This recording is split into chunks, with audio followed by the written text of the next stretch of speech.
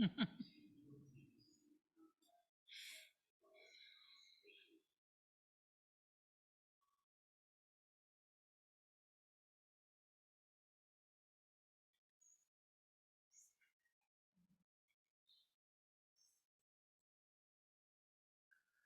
afternoon, everybody, and welcome to the fourth and last session of Freedom School, a series of racial justice programs at the Unitarian Universalist Fellowship of Boca Raton at 2601 St. Andrews Boulevard.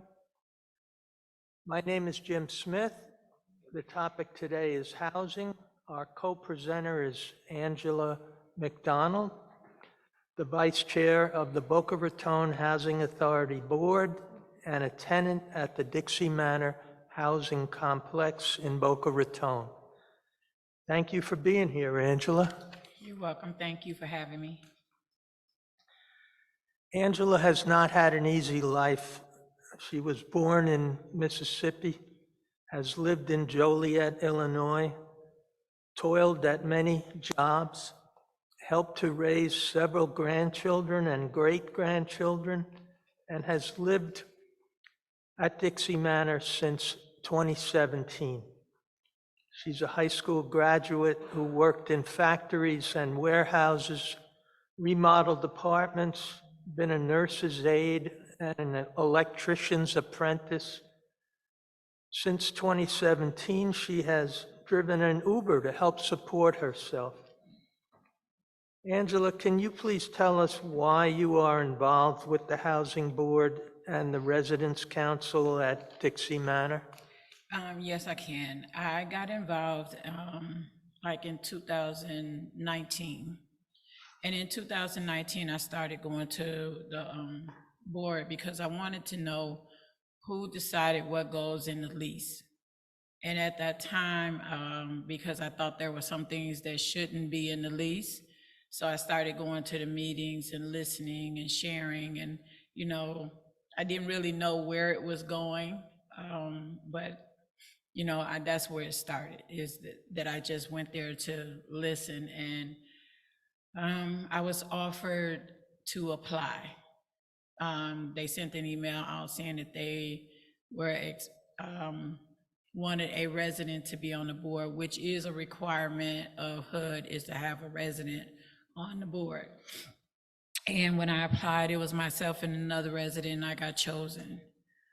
So that is how I got on the board, but it's also it is a learning experience, and it's a fight to get what we need in our community, and to have a decent, affordable, and clean living, areas. Thank you, Angela, and we'll get back to you and the planned demolition, relocation, and redevelopment project planned for Dixie Manor in a few minutes. But first, I'd like to discuss the history of housing for Black Americans in this country. My presentation is based on the Pulitzer Prize-winning book, The 1619 Project, and my board service on the Long Island nonprofit Erase Racism, which fights for equity in housing and education. Before I begin, I'll mention that this series was inspired by our interim minister, Reverend Kathy Rickey, who asked me to present information on structural racism to our members. I did a version of these programs 4 years ago at the UU congregation at Shelter Rock on Long Island. I expect the presentation to take a little more than an hour without a break. There are restrooms out and to the right. There will be a question and answer period. There will be light refreshments afterwards. The program will be recorded and eventually will be available on YouTube. But this is not a debate, but an informational session. Unitarian Universalists believe that service is our prayer, and that is why I ran these 4 Saturday sessions. The previous three were on environmental racism, healthcare, and education. The history of this country shows that whites have basically herded blacks into urban and suburban ghettos and greeted them with prejudice, violence, and zoning restrictions whenever they try to break that cycle. From 1933 to 68, 98% of federal mortgages in the U.S. were granted to whites, enabling them to establish segregated white suburbs replete with restrictive covenants, denying black buyers a shot at the American dream in places like Levittown on Long Island. Jim Crow laws after the Civil War were designed to keep blacks in their place, and black servicemen after World War II were not able to use the benefits whites did under the GI Bill. Now, whenever blacks seemed to make gains, whites put them back in their place. And again, this is the history according to me and to the 1619 Project. In 1865, General William Sherman issued an order reallocating hundreds of acres of white-owned land along the coasts of Florida, Georgia, and South Carolina for formerly enslaved people in 40-acre plots. Sounded good at the time, but after President Lincoln was assassinated, his VP, Andrew Johnson, declared, "This is a country for white men," and all the gains of the Civil War were undone. Johnson ordered the land seized from Confederates must be returned to the former enslavers. The majority of blacks stayed on the land as sharecroppers and led an existence that was barely better than when they were enslaved. Under Jim Crow, Southerners ran a campaign of terror against blacks, disenfranchising them and consigning them to second-class citizenship. Other sections of the country did the same. The 1619 Project details a story of Elmore Bowling, a black man who by 1947 had a large house on land he leased. He ran a general store, a delivery service, and a catering company in Lowndes County, Alabama. His father and grandfather had owned a large plot of land and raised cattle on it. But in 1947, a white man who rented a parcel on that land claimed the land was his. Blacks in the South had no standing in business matters, and the white man was simply able to take the land from the Bowling family. That year, Elmore was shot 6 times with a pistol and once in the back with a shotgun blast. And one local Alabama resident told a Chicago newspaper that Elmore was too successful to be a Negro.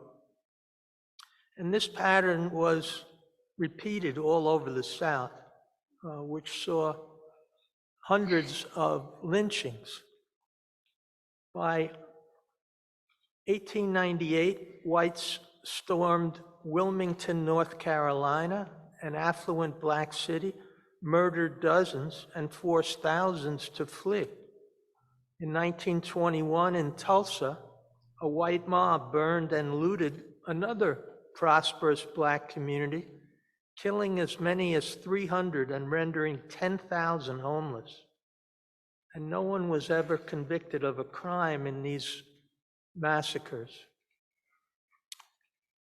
In suburban Long Island, local zoning codes have prevented the building of much affordable housing. I know because I tried doing something in that area with John Tilton for several years before I gave up. Over the years, research and newspaper stories have found complicity, not only on Long Island, but among politicians, realtors, and bankers to steer people of color into communities that are non-white. A 2019 Newsday series found out that realtors told the Black prospective homebuyer one thing and a white prospective homebuyer another thing, and that the Fair Housing Act still was not being enforced, though it had been passed in 1968. And I remember that they had testers who secretly taped the realtors' conversations.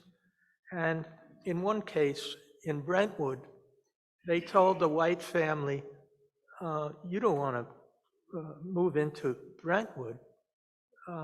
There were 5 drive-by shootings there last year.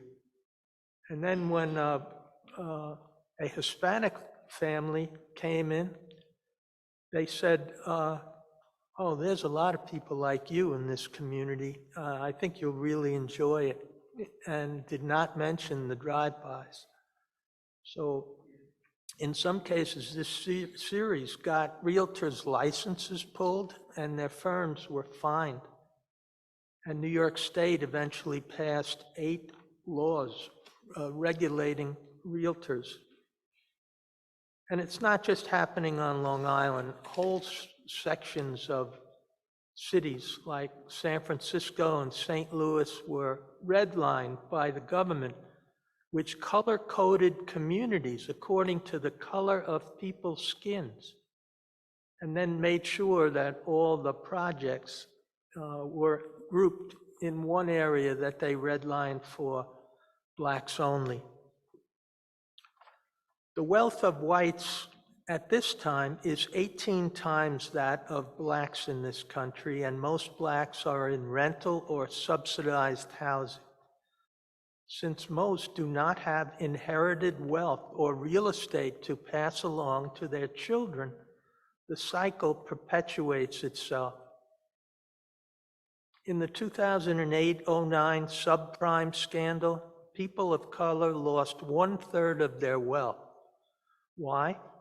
Because they were enticed into subprime mortgages when bankers realized that the prospective buyer did not have the wherewithal to sustain that mortgage, and in many cases, people of color were foreclosed upon.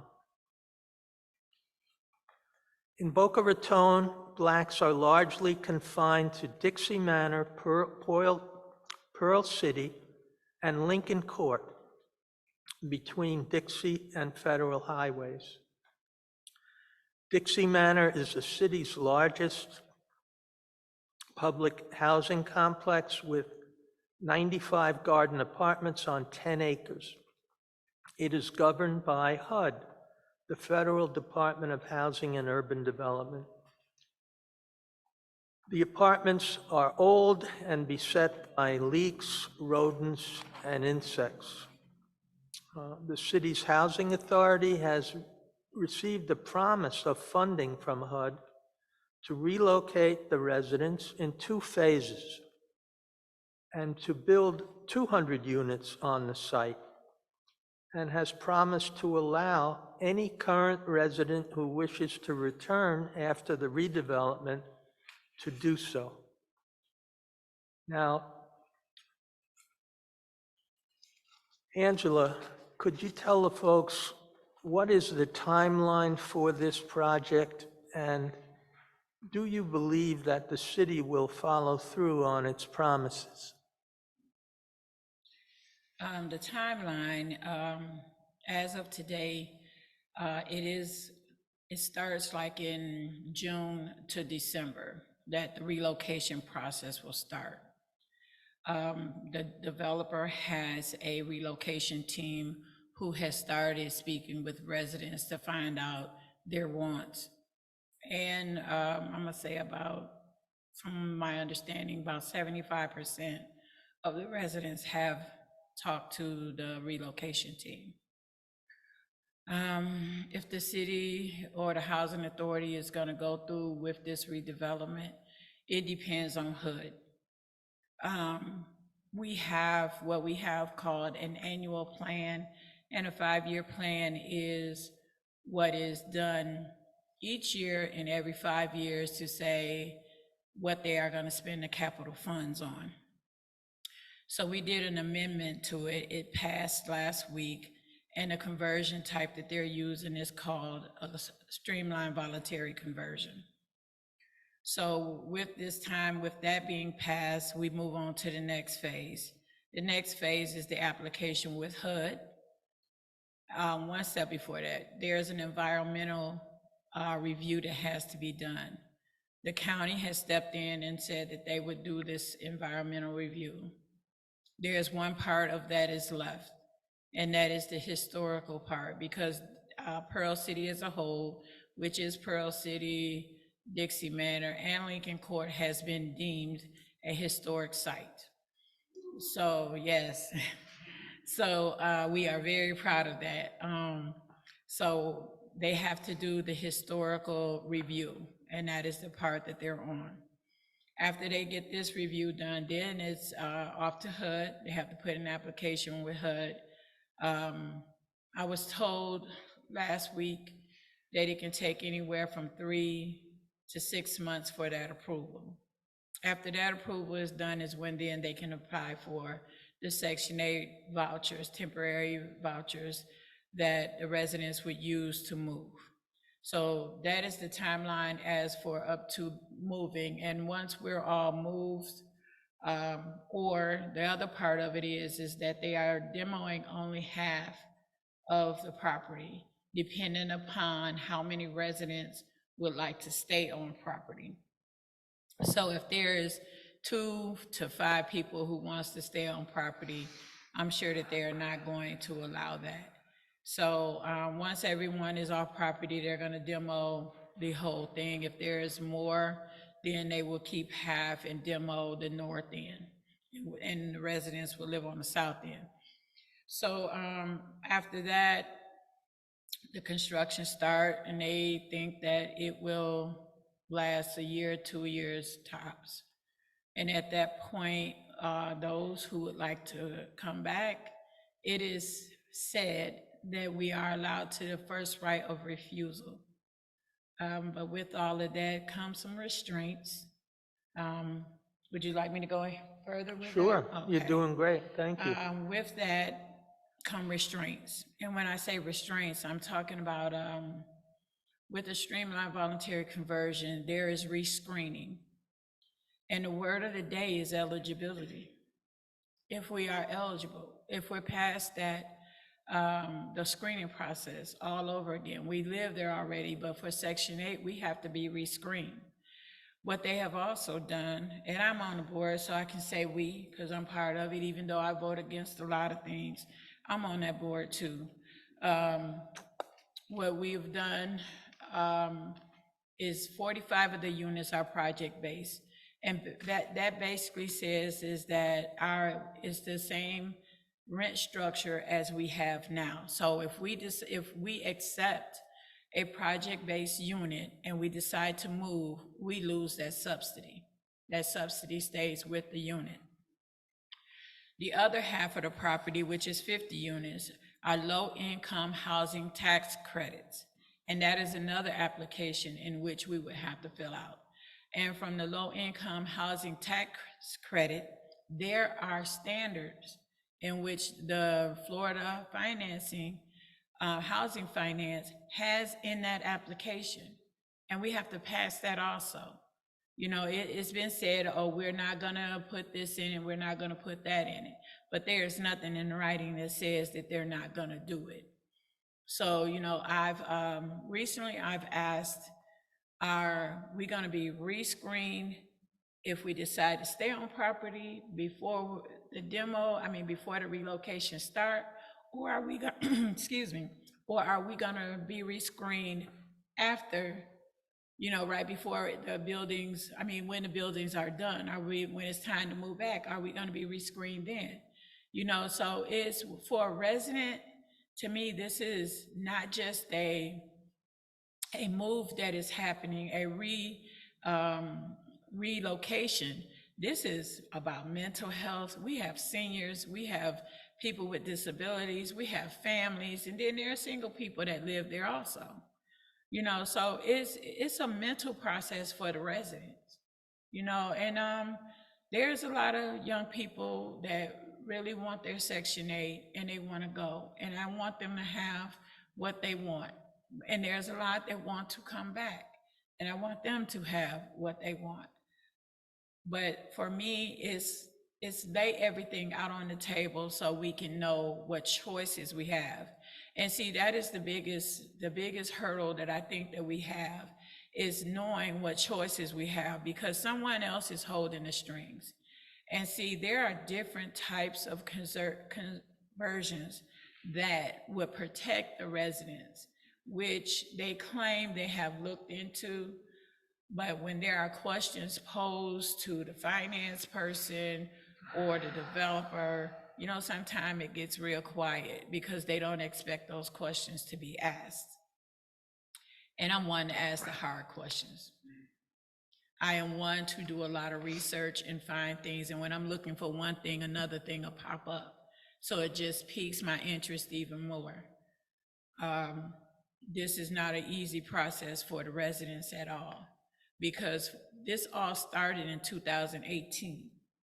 In 2018, maybe the Section 8 certificate was a golden opportunity because the pandemic had happened. There was no rent increases. Landlords would still rent under the Section 8. But today it is more difficult to find a landlord that will rent with the Section 8 voucher. The other thing about Palm Beach County, there's no income source, meaning that a landlord cannot use the Section 8 voucher against us. Broward and Miami-Dade, they do not have a source of income. You cannot discriminate because someone has a Section 8 voucher. So Palm Beach County doesn't. And living in Boca, it's even harder to find somewhere right in the city limits or West Boca for us to live. I'm going to give you my situation. My situation is that I have a great granddaughter who attends school at Bezos Academy on FAU campus. So for her, or for us to move, that means I got to take her out of a good school, a 2-year free program, have her at home to wait on a certificate from the Early Learning Coalition, which help pay for preschool and the other factors of going to school, like after school for some parents and before school. So if she's not in school and I'm waiting on a certificate, that stops me from working. So how am I going to take care of my grandson, who is 15, and my great-granddaughter, who is 4? So it's hard. It's hard. I would like to use other words, but I'm in the church. So, but it's hard, and we as a board need to listen to the residents and not just the money, how much money that the housing is going to make, how much profit the developer is going to make. We need to listen to who is actually living the situation. So. Right. I wanted to talk about some structural things and Florida things. One of the only time I've asked a question in following this developments for 2 years was when I heard about a situation where initially there was no funding, they didn't make the cut for funding for Dixie Manor unless they could find flaws in the applications above them on the funding list and get them knocked out. So that was the responsibility of the developer, Atlantic Pacific Companies. And lo and behold, they found enough flaws in enough applications to move Dixie Manor up over the line to where it is now funded. But the onus was on them. And that's something in New York that would never fly, I can tell you right now. Another thing I was going to mention is that Angela appeared here at a worship service organized by Reverend Harris Reardon in 2022. And, Fabiola Bernier came with her and Danielle Iverson. And, Lynn and I had met with some of these folks and a fellow named John Martin at Danielle's apartment complex beforehand, and then helped organize the service. And eventually, Danielle, Fabiola, and ex-Marine Lynette Wright, 3 Black women, were added to the 7-member board to join Angela. So that meant that 4 Blacks were on a 7-member board. And so, when I heard this, I was like, wow, that happened in the South? I couldn't believe it. And my assumption was that these women would vote as a bloc and ensure their own interests. But the other night, Wednesday night, an issue arose involving whether to elevate the assistant or interim director to become executive director. And there was discussion for and against, and a vote took place. And the vote went 5-2 to confirm elevating this woman to become executive director. And so the vote among the 4 African Americans was 2-2. And, Angela called me up and said she was really hurting because she basically got blindsided, and she was, and Fabiola were the 2 who voted to have a search firm surface other candidates and then, make a decision. The assistant would, also have a shot, but they'd see what's out there. And so I said to Angela, didn't you get a chance to speak beforehand with the other commissioners to find out what their thoughts were so you knew what was going to happen? I said, on Long Island, there's collusion like that all the time, and so people walk into a room and they know what to expect. And she said, under the Florida Sunshine Law, the commissioners cannot talk to each other before a vote. So it seems now that, it's not such a solid majority as advocates may have felt. Not to say that the assistant is not qualified, we're not saying that, but so Angela, can you tell us about that sunshine law and maybe other aspects of it that we might not know about? Sure. So under the Sunshine Law, which is very stringent here in Florida, you can actually be fined, a healthy fine, or you can do jail time if you violate it. Being a commissioner, me and Fabiola are very good friends with both residents of this Dixie Manor. So we can hang out together, we can go out to eat, we can do whatever, but we cannot whatsoever talk about anything that has to do with housing. That is the Sunshine Law. It's if you violate it, you can get a complaint sent by anyone in Florida saying that you have violated this, and then you may have to go to court. It is very, I'm not sure the word I want to use. Like I said, stringent. It's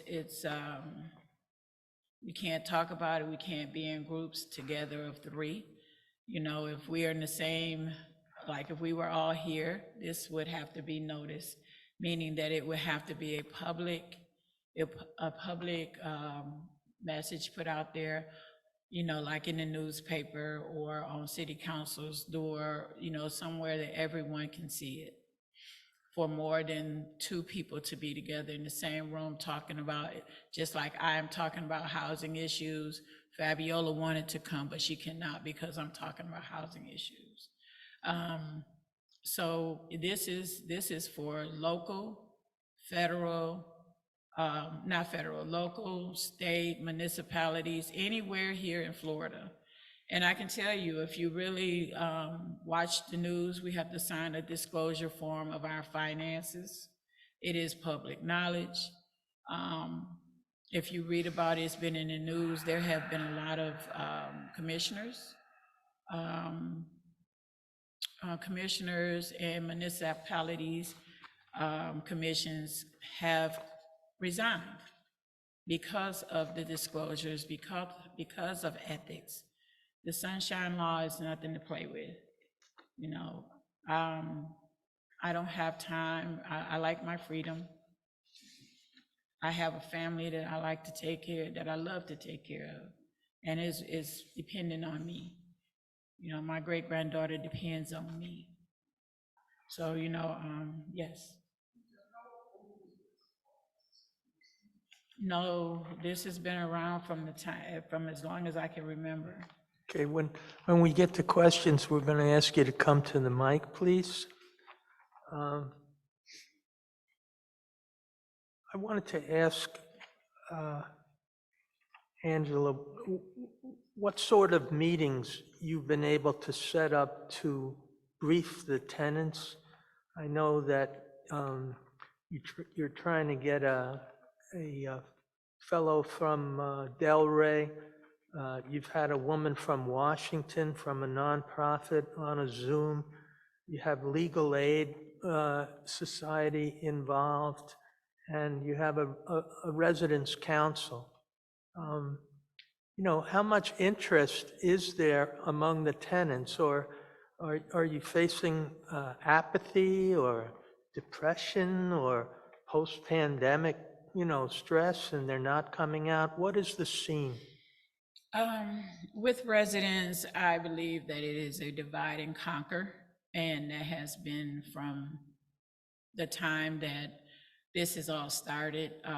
If you remember, Jim, it started because in the beginning they were saying we could not come back. And with the streamlined voluntary conversion, that is a rule.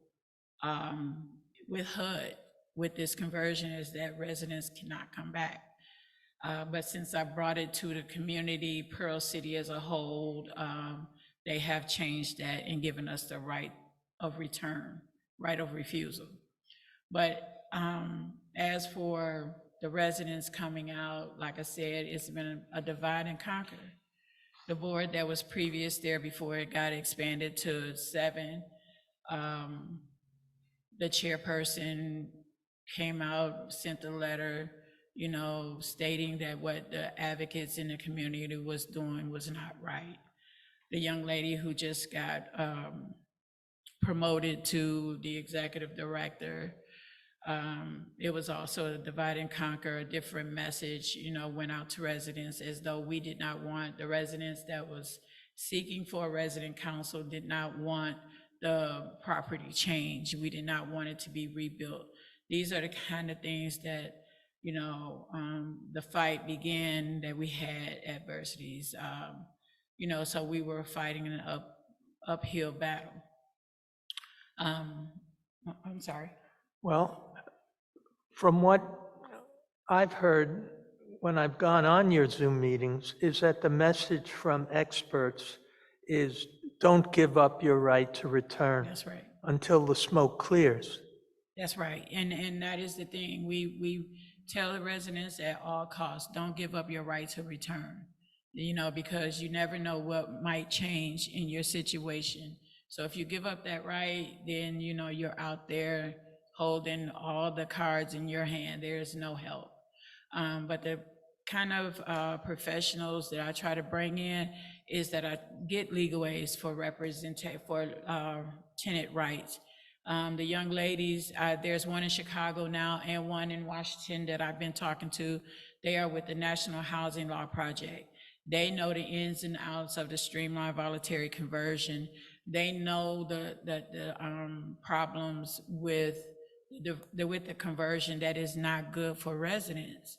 And anyone who has knowledge, I try to bring in, because I don't want the residents to say, Angela told us, or the resident council told us, this is what's happening. No, we bring in professionals to hand that information off to the residents. There's also a young lady in Tampa and another young lady in Louisiana. One in Louisiana is actually a COO. She's actually is a resident, and she runs the property that she lives in. She's operations over there, because that's something else the resident council can turn into, as a resident management corporation and take care of our own community. So that is a possibility if we're trained right. But having the professionals come in is the best things that we can do. So, and I want to say this, Jim, is that, see, this started in 2018. And from my logic is, if we knew we were going to redevelop in 18, then there should be structures to set in place where residents can have the opportunity to raise their credit scores, get, financially ready, get their mindset ready, and nothing was done. The whole fear behind this is some residents were so fearful to talk, when it started, and that's a issue too, is that residents just don't want, because they're afraid they're gonna get put out. But the whole understanding, we're all gonna be put out, Right. Can you please tell the folks what you learned when you went to a convention? Was it in Houston? Or? No, it was in Louisiana. All right, yeah. New Orleans, Louisiana. This was the first time, the second time I had been to a conference. The first one was like a week before. When I got there, it's all residents from all over the United States. And what we learned there is what is coming up next in HUD's view. They're changing the way that they inspect our units. They're changing the money structure.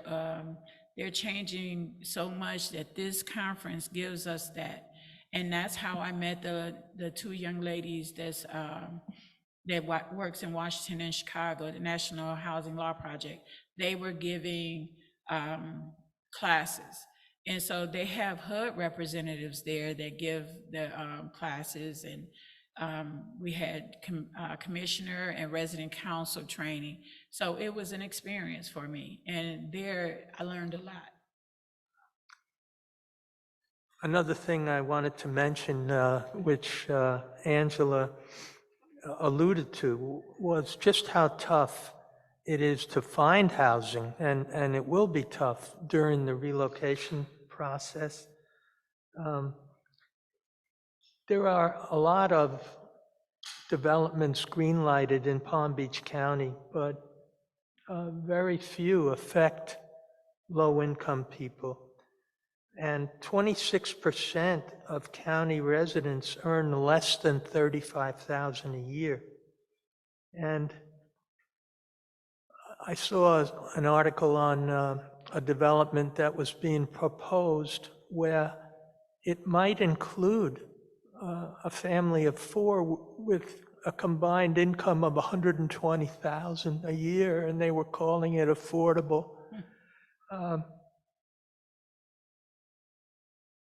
Yeah, they call it workforce, Reverend Kathy says, and yes, that's true.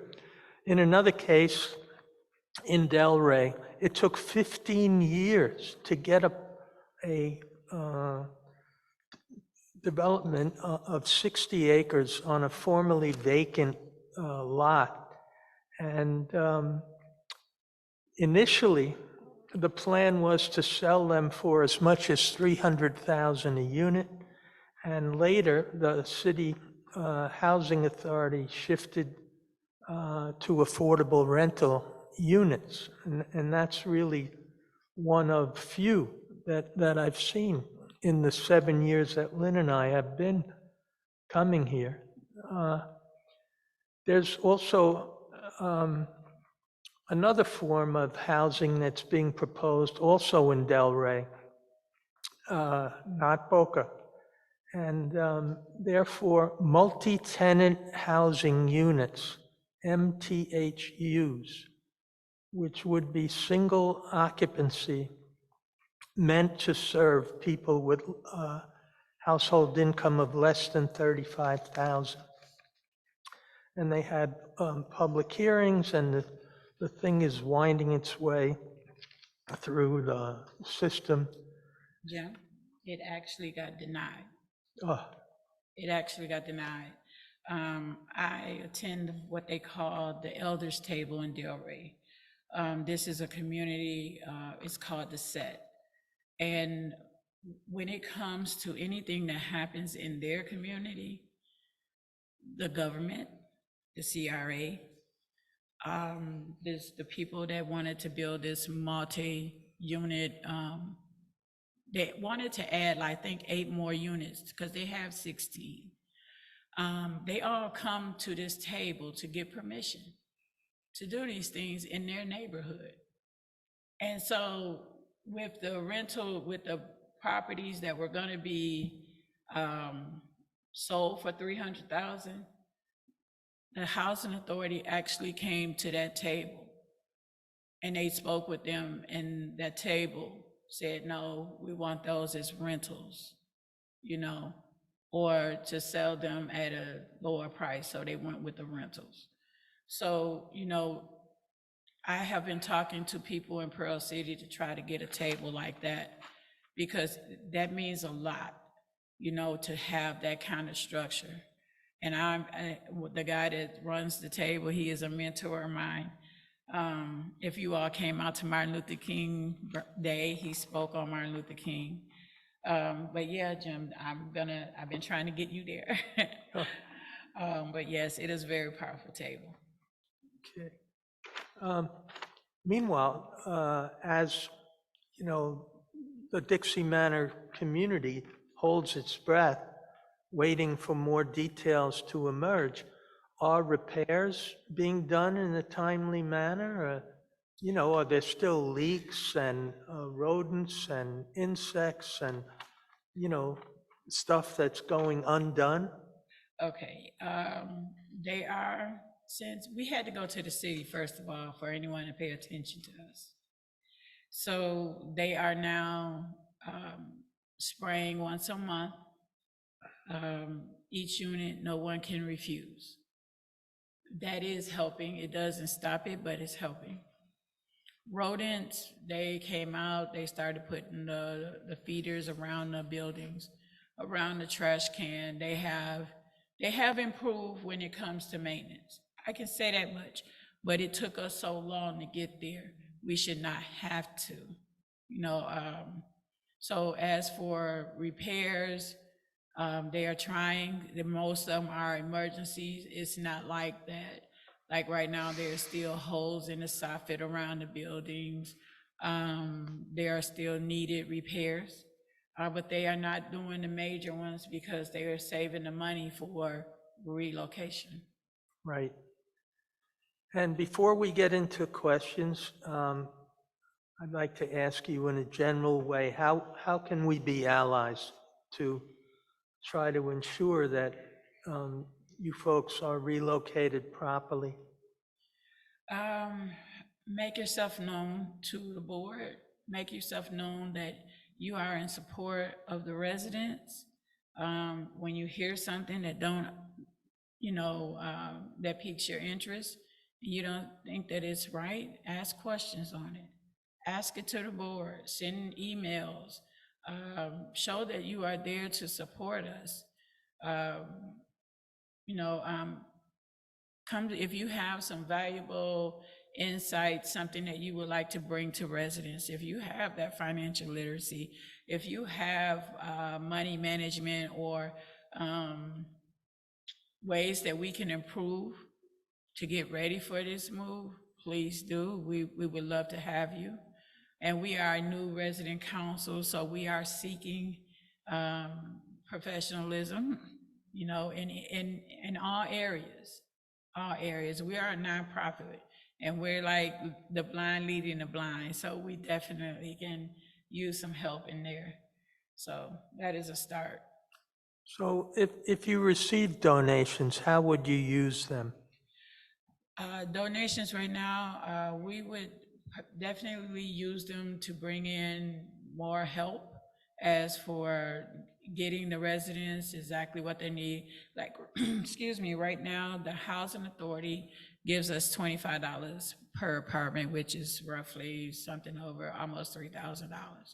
So we have to give $10 of that back for like flyers, for printing, for administration fees, as they say. So it's really $15 per unit. So with that, if we need to pay someone, we'll pay them, something for coming out to speak if that's what they would like. But we are in the beginning, so we actually don't know. But whatever it is, it's all going towards the residents and whatever we can help with. Like recently, we met a man at the gym, Fabiola and I had my Pearl City shirt on, and he came up to us and he donated 47 computers. So we are we're sending out an email, first come, first serve. We're giving them to junior high and high school students. And we're gonna ask the parents so that they can get involved to come out at our next meeting to give their child that computer, so that they would come out to a meeting and hear what's going on in the community. So we have a Share the Plate program here, and since you are a nonprofit, what is the official name of the nonprofit? Our nonprofit is Tenants Association for Progress. Okay, are there any questions out there? Louis, could you come up, please?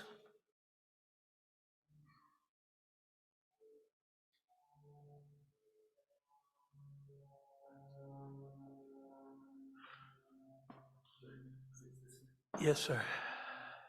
I just have, these questions won't take long because these questions won't take long because I just want to understand some background. Are you for or against the renovation? Everyone is for the renovations. We definitely want it to happen, but we want it to happen for the best interest of the resident. It sounds like the key issue is the residents' ability to return. Yes. The other thing I heard you say was that some residents could remain on site while they demolish half the site. How does that work?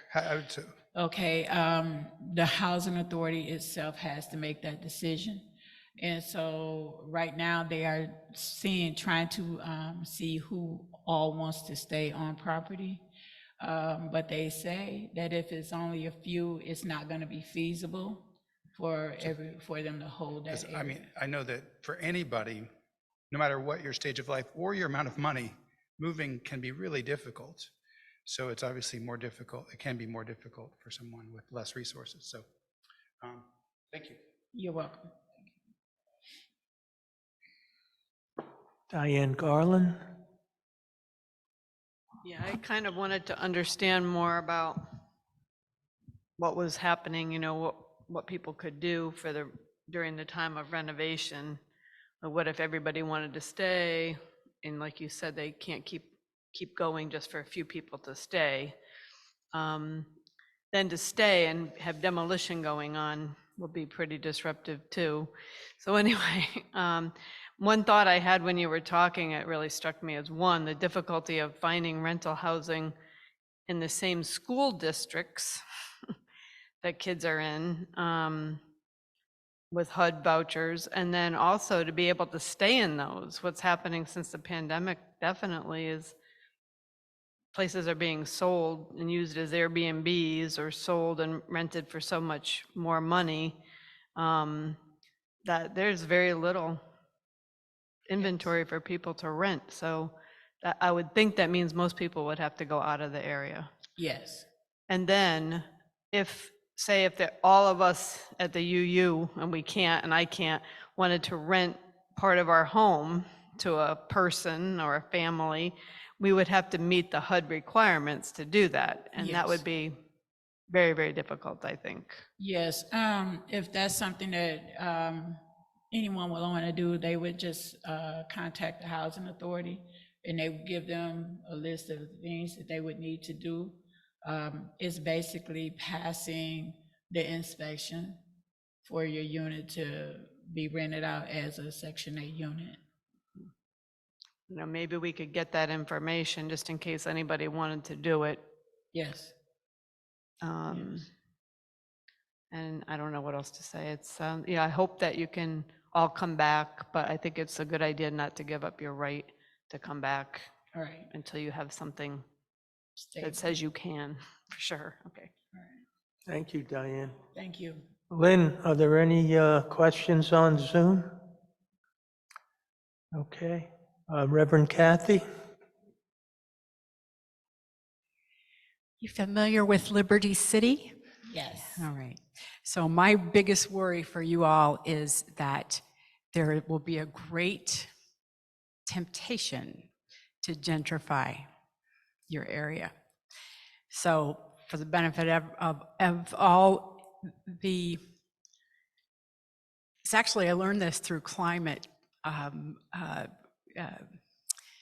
justice and how the intersection of climate and how it unfairly impacts people.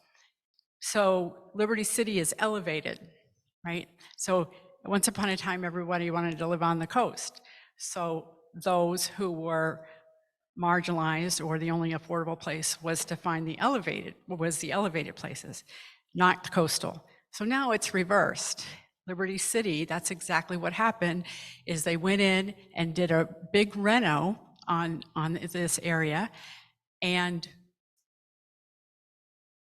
have you seen any evidence of anybody talking to your residents, offering them places elsewhere, like incentives not to come back? Because that's what happened there, is they were trying to get residents to give up their right of refusal and go someplace else so that they could repurpose the property and make it something other than HUD housing.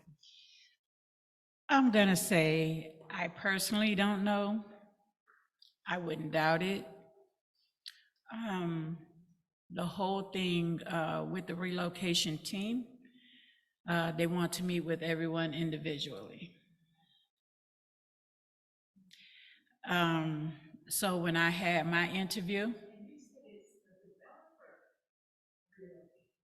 yes. I've also asked to work with them, but they say it may be a conflict of interest because I'm on the board. But I had my interview, and at that interview, I was given the wrong information, and I just let him talk. And at the end, I was like, you have given me the wrong information. And I said, I am on the board, and most of the things that you said wasn't true. And I spoke with the other resident council members. We met with at that time was the interim executive director, and we told her that they should stop. She said that she would handle it, but they kept going, and they're still going and still giving wrong information. And truthfully, that's why I'm involved, because of the threat of gentrification, which I've seen on Long Island all the time. And in fact, a buddy of mine was nominated for a Pulitzer by detailing what happened in Long Beach, where the Black people were all moved out of shoreline properties, which was then redeveloped with high-rises.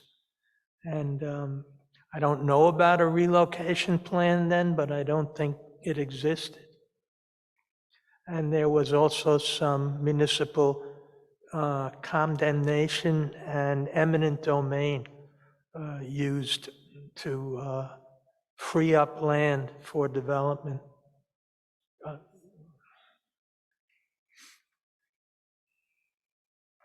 So I have a basic misunderstanding or hole in my understanding. So good? The existing housing is administered and owned by HUD. Yes? It's owned by Boca Raton Housing Authority. Okay. And the developer bid to do this, will he then be the owner? No, it is a ground lease. So they're leasing the grounds to him. And from my understanding, it's supposed to be like up to 30 to 50 years. Right. But the Housing Authority has mentioned that they would like to take over managing it after 3 years. So, and then the other thing that I didn't understand is you said that the voluntary conversion plan was only one of a number of different plans, and that the voluntary conversion plan did not necessarily include the right of return. Right. So who volunteered? Well, there's a big mouth person that went and told everybody that they could not return. I think that was me. So, I made everyone known, and we all the community got behind that. Right. And so, then they changed their plan of letting us have the first right of refusal. right. So it was the board before there was a resident on the board. Yeah. Pick the people to, and then the third, I'm sorry, I know I'm hogging the mic. So the third thing is when people have to relocate, either they half at a time or all the people who are living there, will the housing authority take responsibility for finding a place for them to go? Yes, that's one reason why the relocation team is there. They are to help people find somewhere to go. But the thing is, the schools, people jobs, people doctors, there are some people who have been there 30 years. Yeah. There are seniors that are 70, 80 years old, and we have one that we are very worried about because, we go talk to her and it's like, yes, we think she understands, but, how do you really know? Right. So, there are a mix of people there. Yeah. It's hard. Yes. So is right to return only a verbal commitment by the city right now? It's been put in the annual plan, and that can always change. All you have to do is make an amendment, and it can go back to HUD as a change.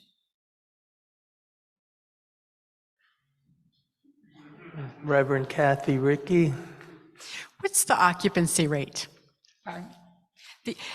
The occupancy rate, the current occupancy rate? Okay, there are 95 units.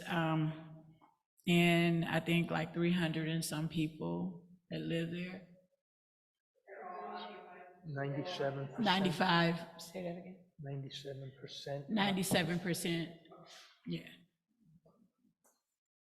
Okay, thank you all for attending. Thank you, Angela, for joining us. And we hope anybody on Zoom or anybody else in the congregation who'd like to see the program that couldn't be physically here can have an opportunity to check out the 4 sessions on YouTube. All right, thank you so much for having me.